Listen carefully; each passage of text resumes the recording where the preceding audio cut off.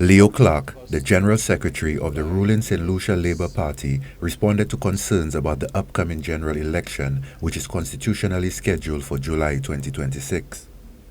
He clarified that while the Labour Party has no plans to call an early election, the party must ramp up its campaigning efforts with the election now just over a year away.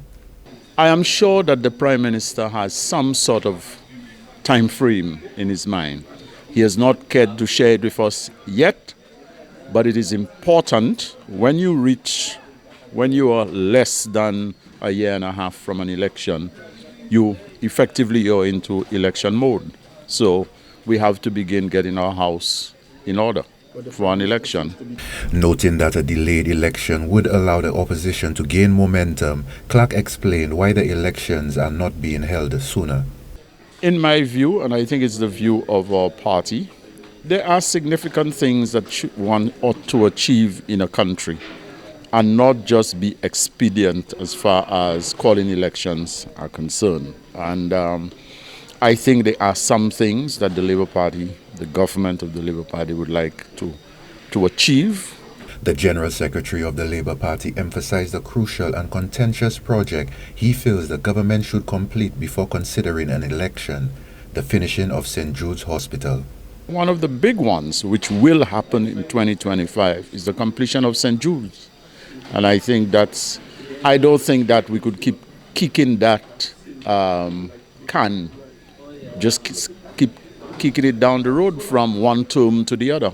I think the people of the country have had enough of this from political parties as far as the completion of St. Jude is concerned, and I think we need to do it. And I think that it's about to happen. Within a few months, the St. Jude will be completed, and it will house the patients of that hospital.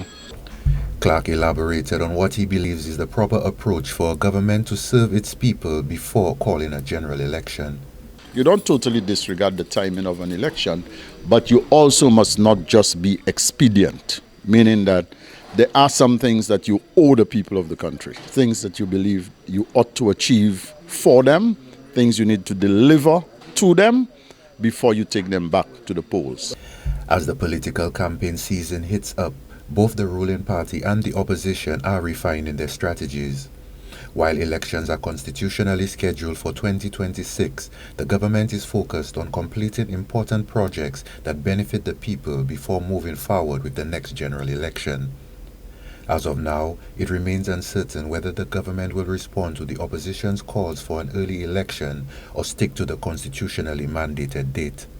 For Choice News Now, I am Dyrud Lionel.